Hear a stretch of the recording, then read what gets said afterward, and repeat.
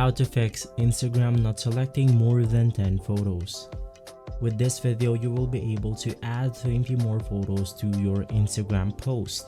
Now, if we head over to this specific photo right here, you can then go ahead and see that you will go ahead and see this button right after doing the methods that we are going to be showing for you today.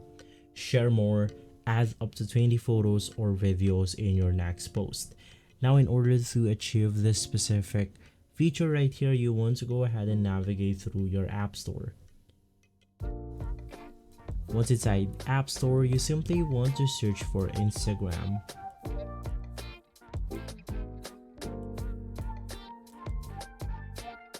Once inside Instagram, you can just go ahead and scroll down, and inside you want to make sure that your Instagram is up to date because this is one of the newest feature Instagram has released.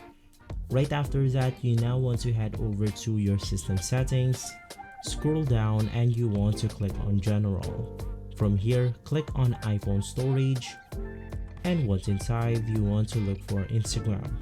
Inside Instagram, you can just go ahead and click on the Offload app, and from there a new button will appear called Reinstall app.